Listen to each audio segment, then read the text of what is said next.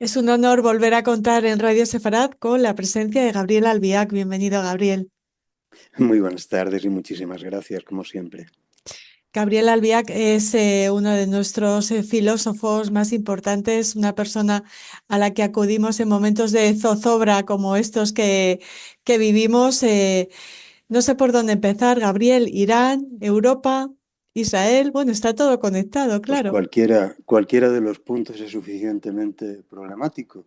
Y no sé, la zozobra en sí no hay manera de eludirla.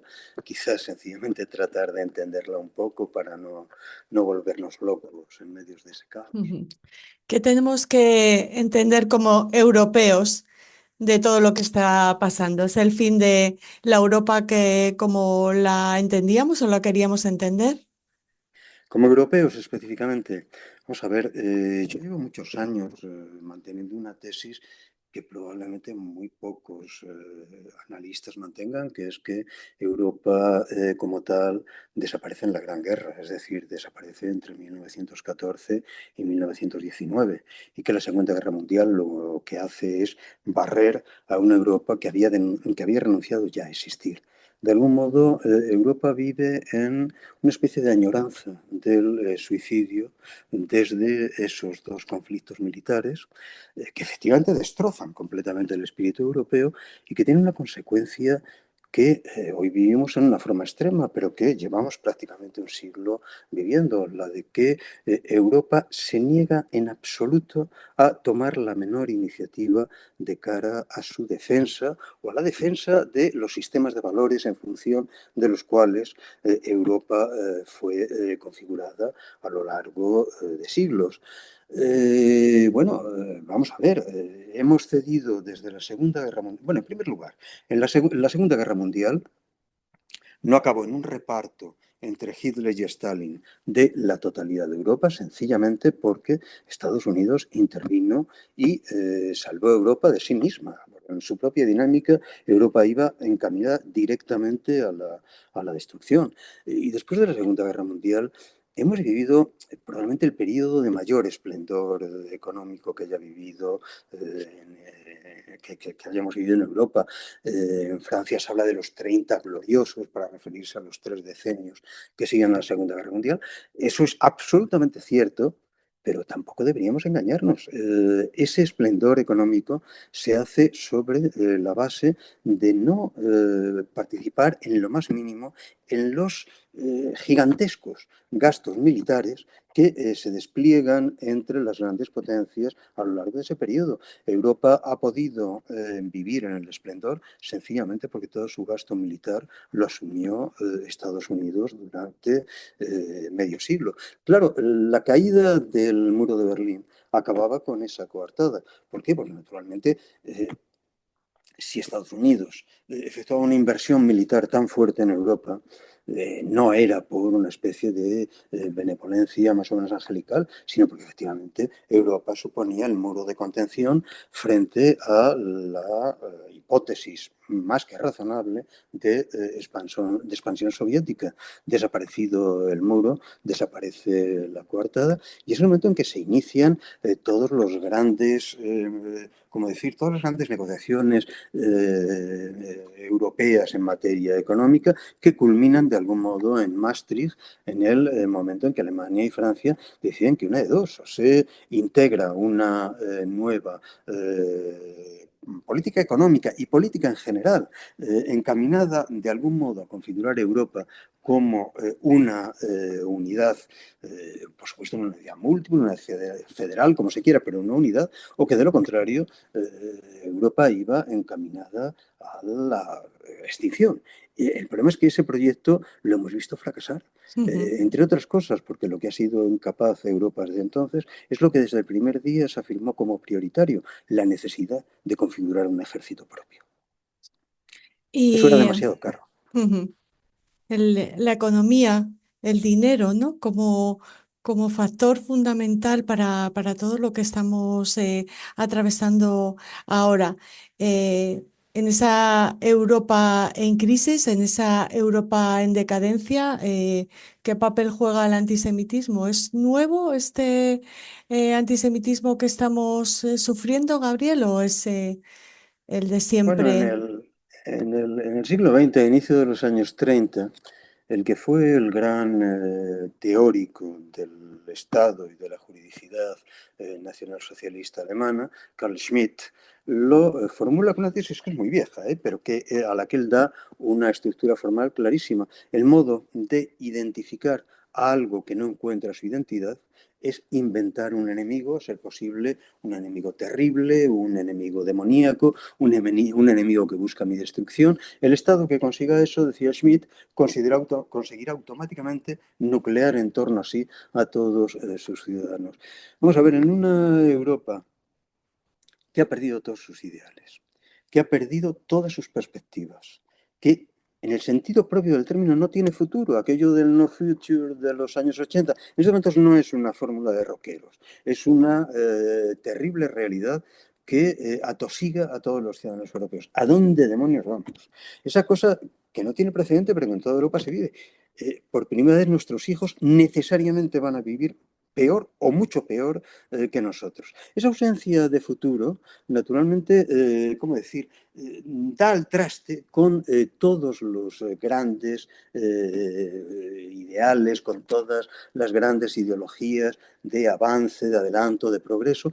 Al final, si tú consigues encontrar ¿cómo decir?, una hipótesis conspirativa, la fantasía demoníaca de que alguien ha roto las reglas del juego, de que, en este caso, de que la existencia de un Estado sionista esencialmente perverso y aliado con el país imperial que nos oprime a todos, que esa es la fuente de nuestra desdicha, pues de algún modo, ¿cómo decir?, te encuentres consolado de la desdicha. No es nuevo, el antisemitismo ha sido siempre eso, la necesidad de inventar una entidad demoníaca frente a la cual todas las cosas horribles que me suceden puedan ser explicadas. Y naturalmente el que algo pueda ser explicado luminosamente, por más que sea demoníaco, es consolado.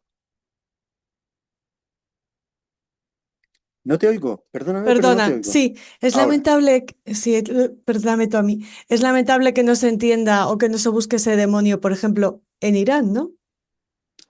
vamos a ver, Irán, no vamos a engañarnos, Irán ha sido un producto nuestro. Los que tenemos una cierta edad recordamos perfectamente la toma del poder por Khomeini y sus ayatolás. En ese momento, Estados Unidos cometió probablemente el mayor error de política internacional de los últimos 2 siglos. Jimmy Carter, que era una persona bien intencionadísima y probablemente, ¿cómo decir?, un bellísimo ciudadano en el ámbito de lo privado, concibió una idea que era un verdadero dislate. Es efectivamente cierto que el Shah era un monstruo de corrupción, era un monstruo de despotismo, la policía política, la SAVAK, me parece recordar que se llama la SAVAK, era una de las cosas más espantosas que haya producido en el ámbito de la represión mundial y naturalmente que Carter hacía muy bien en apoyar que aquel régimen fuera de algún modo desplazado y que Irán entrase en una dinámica presentable. Ahora bien, lo que olvidaba Carter era que simultáneamente esa terrible tiranía había introducido un elemento de modernidad económica y social en Irán. Que la tradición persa era, por ejemplo, en todo lo que concierne a las mujeres, mucho más abierta que la tradición árabe. Por lo demás, el enfrentamiento entre persas y árabes, no solo en la zona, sino en los distintos ámbitos de la inmigración, ha sido siempre violentísimo. Y que, naturalmente, sí se trataba de acabar con un régimen despótico, había que cuidarse muchísimo de ver en manos de quién se dejaba el poder. Carter, hombre de tradición religiosa muy honda, y de hecho, tras su salida de la presidencia, pues siguió al frente de organizaciones humanitarias de corte religioso de tipo, cayó en la ingenuidad tremenda de pensar que los mulajs eran algo así como una variedad exótica de los pastores evangelistas. Y yo pienso que con toda sinceridad estaba convencido de que con aquellos santos varones se iba a poder negociar estupendamente. Bueno, los que somos un poco más escépticos y venimos de la tradición europea, sabemos que los santos varones cuando llegan al poder suelen convertirse en déspotas monstruosos, porque naturalmente cuando un santo varón, sobre todo un santo varón que se considera una expresión de la voz de un Dios único y absoluto, digo, cuando uno de estos santos varones llega al poder, quien ejerce el poder no es él, es lo trascendente. Es lo que llamamos una teocracia, es decir, algo que, en lo cual el que está en el poder no es más que la voz a través de la cual se manifiesta Dios. Y vamos a ver, si Dios ejerce el poder político, no hay posibilidad alguna de plantear discusión de ningún tipo. En el nacimiento de la modernidad vimos eso en Europa maravillosamente en la figura de Savonarola. Savonarola era un personaje fascinante, un auténtico santo, un hombre de una cultura y de una inteligencia sobresaliente. Eso lo ves muy bien cuando ves a Maquiavelo o a Ucciardini hablando de Savonarola. Pero claro, y es lo que ambos dicen, era un santo, pero había que matarlo porque si no él mataba la ciudad. Bien, yo supongo que en su vida privada los ayatolás serán unos santos, me da exactamente igual. Parece que el que está ahora tiene una cantidad de propiedades en toda Europa que hacen sospechar que la santidad sea en ese caso un poco relativa. Pero demos por supuesto que Khomeini era un santo y que los demás eran unos santos. Oiga, mire usted, ese no es un motivo para darles el poder, sino todo lo contrario. Un santo en el poder no rinde cuentas más que al Dios del cual es expresión. Toda la izquierda europea, debo decir, en ese momento, yo por aquella época, pues andaba a punto de pasar los 30 años, cayó fascinada ante aquello. Recuerdo el viaje que Michel Foucault hace a Irán y del cual vuelve con unos artículos que hoy cuando los releemos, yo he estado releyéndolos estos meses pasados, te producen escalofrío, pero efectivamente era el espejismo terrible. ¿Qué pasa ahora? Que naturalmente esas figuras han llegado al límite en el cual no son tolerables en términos de política internacional. Sencillamente porque, en primer lugar, están masacrando a la población. En el fondo, yo creo que eso tampoco le importa gran cosa a Occidente que se masacre a una población. A fin de cuentas, parece que forma parte de los costes de la política internacional. Pero, cuidado, estamos ante una potencia con uno de los ejércitos más importantes del mundo. Es que no nos damos cuenta de eso. Cuando el personal al inicio de todo esto pensaba que eso era una operación como la de Venezuela, oiga usted, el ejército de Venezuela es un ejército de Pancho Villa, en el que hay más generales que soldados. El ejército iraní puede ser el cuarto o quinto ejército más importante del mundo, no estamos hablando de Ujú. asuntos serios. Y en segundo lugar, a punto de conseguir armamento nuclear. Normalmente en ese punto no se podía seguir adelante. Has afirmado en uno de tus artículos en el debate que Teherán cayó un 7 de octubre. Eh, Sí, efectivamente, porque en ese punto, ¿cómo decirte? Te decía antes, llegas a un punto en el que es perfectamente claro que no se puede seguir. Naturalmente que nadie, a no ser que quiera engañarse a sí mismo, puede pensar que la operación de Hamas el 7 de octubre es una operación gestada por una guerrilla común y simple sin más detrás. No. La operación de Hamas en Gaza estaba pensada esencialmente en función del inicio de relaciones comerciales entre Israel y una parte importante de Arabia Saudí y de los Emiratos, que Irán consideraba el mayor peligro al que se enfrentaba. Pero hay una cuestión que no debemos olvidar nunca. Naturalmente que a efectos de la gran escenografía islamista, el enemigo fundamental de Irán siempre se proclamará que es Israel, pero a efectos internos, a efectos del propio clero chiita, el enemigo esencial son los Emiratos, es Arabia Saudita, es todo ese sector sunita, al cual Teherán considera responsable de la decadencia del Islam. Por eso, naturalmente, los primeros que han entendido cuando empezó la guerra el riesgo en el que estaban son esos propios países árabes, porque saben que ha llegado el momento. Si Israel es difícil de alcanzar con ese tipo de misiles, porque posee un sistema de detección y de defensa extremadamente moderno, el objetivo, el blanco más fácil, eran Arabia Saudí y los Emiratos. De ahí, naturalmente, que inmediatamente hayan tomado medidas al respecto. Pues bien, la operación del 7 de octubre tenía, digo, dos funciones. Primera, naturalmente, masacrar toda la población civil que se pudiese en Israel, es decir, generar una dinámica de terror en Israel. Segundo, mandar un mensaje a los países del Golfo en trámite de negociación con Israel. Y eso, vamos a ver, eso hubiera funcionado a la perfección si se hubieran cumplido con las hipótesis con las que se trabajaban los dirigentes iraníes, es decir, que Israel se hubiese visto retenido en su respuesta por la presión internacional. Yo creo que ahí todo el mundo quedó sorprendido, tanto los iraníes como todos los analistas. Yo lo confieso, también, en lo que a mí concierne, de un modo absoluto. La capacidad de respuesta de Israel, fulminando literalmente en semanas y prácticamente en días a toda la dirección de Hamas, fulminando a buena parte de la dirección de los guardianes de la revolución iraníes, de la yihad islámica en Líbano, y interviniendo selectivamente en Irán y destruyendo los silos de armamento nuclear, fue una sorpresa internacional absolutamente inesperada.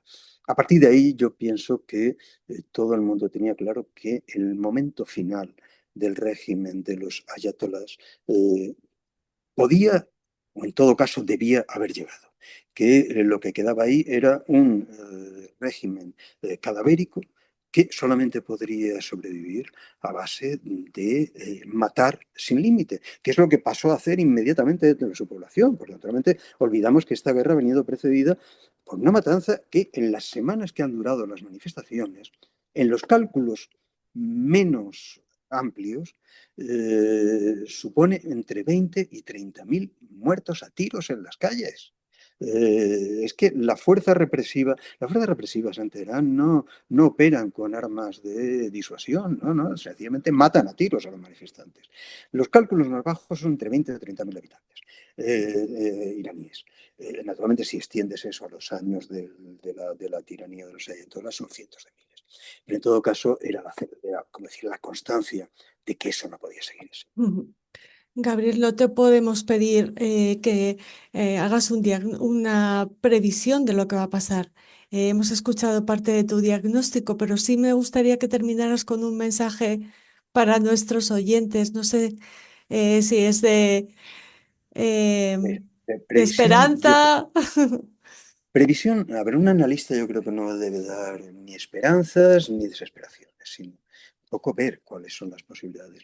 Yo te diría que en estos momentos el régimen iraní está fuertísimamente quebrantado, que va a serlo con toda seguridad más en las semanas que vienen, pero que hay un problema que sigue sin resolver, que es quién efectúa la intervención en tierra para tumbar una tiranía de esa envergadura. No basta sencillamente, como decir, secuestrar a un dirigente y cambiarlo por uno de su camarilla, como se dice en Venezuela. No.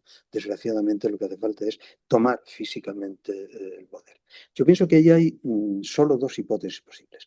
No tengo la impresión de que Estados Unidos vayan a hacer que sus soldados pongan pie en tierra en Irán.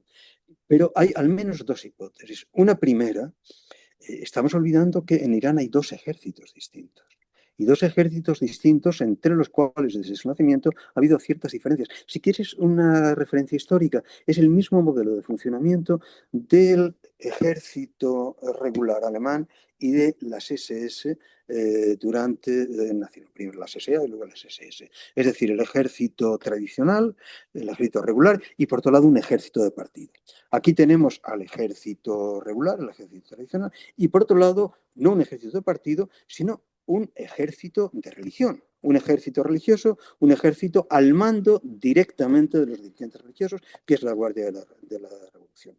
Yo pienso que ahí hay una primera línea de fractura cuya profundidad no conocemos, pero que si se llega a una situación límite podría provocar el decantamiento de lo que es el ejército regular iraní frente a la locura que lleva directamente al suicidio de los guardianes de la revolución. Por otro lado, están las minorías nacionales que en Irán están fuertísimamente oprimidas y es el caso en particular de los kurdos que mantienen guerrillas armadas desde hace mucho tiempo. Yo pienso que en tierra esas dos hipótesis en el momento son por el momento quizás las dos hipótesis verosímiles, pero todo está absolutamente abierto, que nadie se haga fantasías. Ya quisiéramos poder decir que el horizonte está claro. No, el horizonte no está claro. Lo único que sí podemos decir es que militarmente Irán está en estos momentos infinitamente debilitado respecto de lo que era hace un año. Pues con esa reflexión y las anteriores nos quedamos después de envidiar tu biblioteca. Ya, Está a tu disposición absolutamente. siempre que necesites algo. Y agradecerte inmensamente que nos hayas atendido y que nos ayudes a pensar como siempre. Muchísimas gracias, No, Gabriel no, soy Albiac. yo quien os agradece a vosotros, como siempre. Muchas gracias por estar ahí.